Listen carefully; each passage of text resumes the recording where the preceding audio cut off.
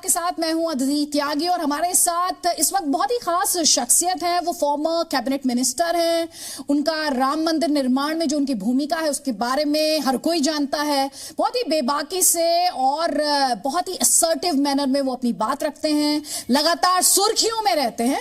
हमारे साथ इस समय बीजेपी नेता मिस्टर सुब्रमण्यम स्वामी हैं। बहुत बहुत स्वागत है सर जी न्यूज पर। और पहला सवाल मैं आपसे ये जानना और समझना चाहती हूँ कि क्या पब्लिक प्लेस पर रिलीजियस प्रैक्टिस से क्या इस पर किसी तरह की पाबंदी है? क्या वो गैर कानूनी है?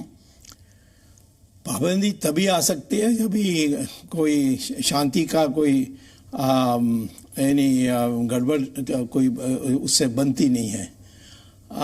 नहीं तो हवाई जहाज में लोग नमाज पढ़ते हैं। मैंने देखा खुद अपने। आप तो रेलवे स्टेशन में जा सकते, वहाँ प्लेटफॉर्म में लोग दरी बिछा करके नमाज पढ़ते हैं। हम लोग भजन करते हैं, हिंदू लोग, और जुलूस निकाल के ले जाते हैं। तो जहाँ आप किसी की अधिकार पर अंकुश लगाने की स्थिति पर आ जाते हैं तब हम हस्तक्षेप कर सकते हैं, नहीं तो नहीं कर सकते हैं। नमाज पढ़ना हम तो हिंदू हैं, हम तो कहते हैं सारे धर्म जो उपासना पद्धति है उसके रास्ते से भगवान प्राप्त हो सकता है। मुसलमान नहीं कहता, क्रिश्चियन नहीं कहता, परंतु हम तो क्रिश्चियन या मुसलमान नहीं है ना, हम तो हिंदू हैं। और मुसलमान को भी सोचना चाहिए कोई तो जब हमने देश की बंटवारा की थी, जो कट्टर थे उनको हमने पाकिस्तान दी। अब यहाँ सब मिलकर करें। आपको कुछ तकलीफ हो तो हमसे कहिए, हमारी तकलीफ तो आपको कहेंगे, पर दोनों तलवार लेकर खड़े हो जाएंगे तो फिर इस देश का तो नुकसान होगा, ये किसी का भला नहीं होगा। तो ये जो अभी आपने जो सेंटेंस यूज किया, तलवार लेकर एक दूसरे के सामने खड़े हो जाएंगे, ये तलवार लेकर आपको लग रहा है जो हालात है इसके पीछे कौन है? ये क्यों हो रहा है? नहीं, दुष्ट लोग तो हर समाज में होते हैं, परंतु उनको पकड़ना चाहिए।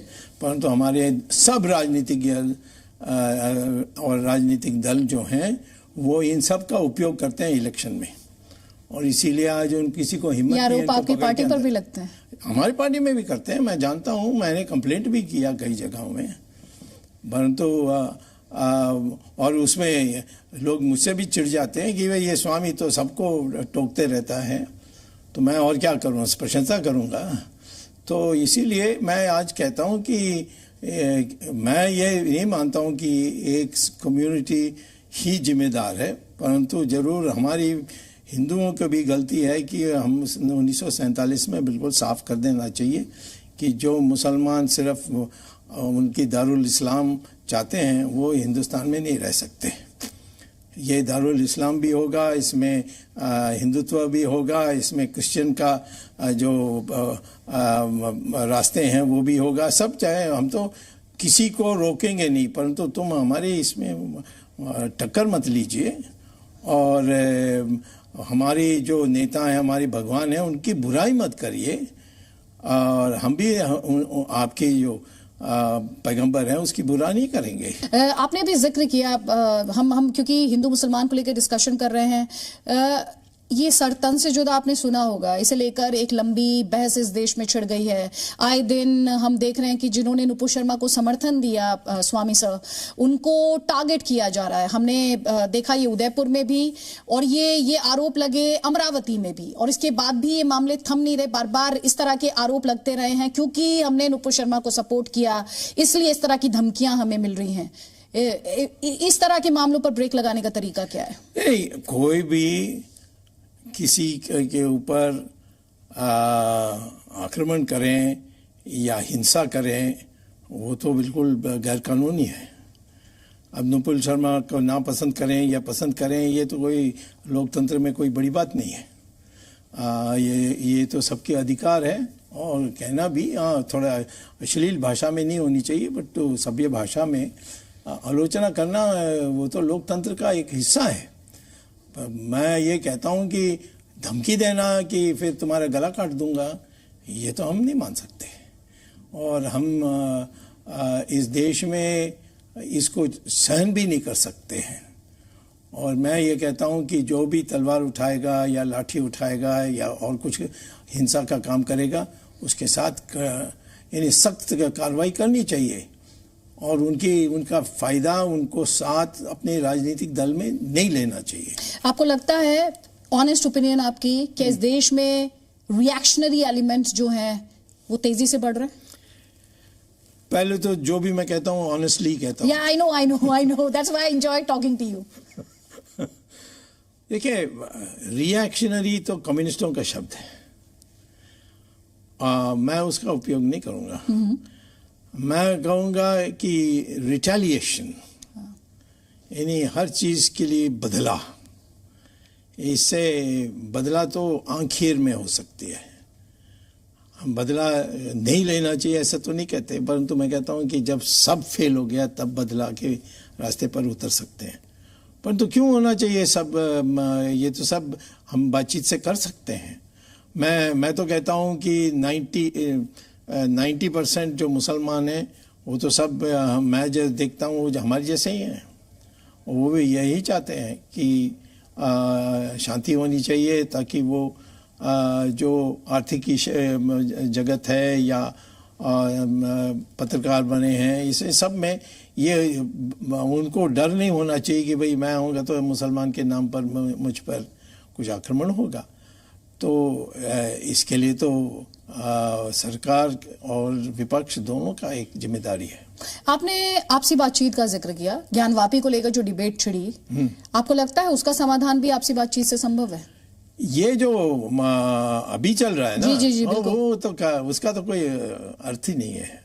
मैं क्यों नहीं, मुझे नहीं पता है कि क्यों चल रहा है, क्योंकि नरसिम्हा राव काल में एक विधि पास हुआ था, प्लेसेस ऑफ वर्शिप, हाँ, 1991।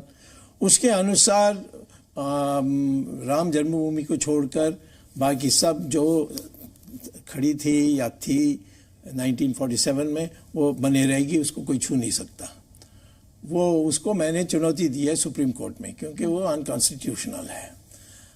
परंतु हिंदुओं में भी जो समझदार हिंदू हैं, जो ज्ञानी हैं, जो पूजनीय हमारे साधुगण हैं, ये सब बैठ करके ये तय किया था कि जहाँ एक ऐसी जगह है कि और कोई जगह नहीं बन सकती है, तो उसको हम दोबारा बनाएंगे। जैसे राम मंदिर, राम पैदा हुए वहाँ ही हुए, कहीं नहीं और हुए। देश में अनेक राम मंदिर हैं, परंतु वो मंदिर राम जन्मभूमि नहीं है। तो उसमें मंदिर को तोड़कर मस्जिद बनाई गई, इसमें कोई संदेह भी नहीं है। और इसके लिए कोर्ट में हम लड़े, कोई बात नहीं, परंतु मुसलमान को भी कहना चाहिए था कि क्योंकि मस्जिद तो कहीं भी बन सकती है। मस्जिद को तो आप यहाँ भी एक चादर लगा करके आप नमाज पढ़ सकते हैं। तो इसीलिए मुसलमान को तो आगे आकर कहना चाहिए था कि कितना, जो लगभग मेरी जो कैलकुलेशन उसके अनुसार 40,000 मंदिरों को तोड़े गए थे। जी, उसी सवाल पर आ रही हूँ। अब आपको लगता है उन जिन मंदिरों को तोड़कर मस्जिदें बना दी गई, हाँ, उसके स्वरूप को बदला जा सकता है? ना, बदला की जरूरत नहीं है, सिर्फ वहाँ जहाँ और कोई विकल्प नहीं है, माने राम पैदा हुए और कोई जगह नहीं है, यहीं हम बनाएंगे मंदिर। कृष्ण जन्मभूमि वहीं मथुरा में उस जगह में हुई है जहाँ मस्जिद खड़ी है, उसको हम कृष्ण मंदिर बनाएंगे। काशी विश्वनाथ ज्ञानव्यापी, वहाँ मंदिर था जो शिव भगवान ने खुद अपने ज्योतिर्लिंग वहाँ भेज कर खड़ा किया। काशी विश्वनाथ को दोबारा मंदिर बनना ही है।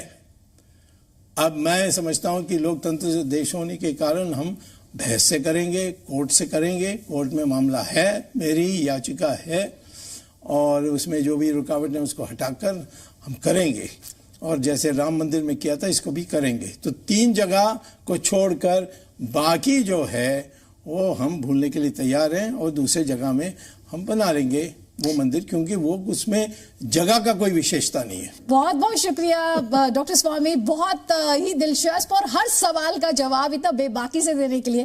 Thank you so much sir, thank you so much.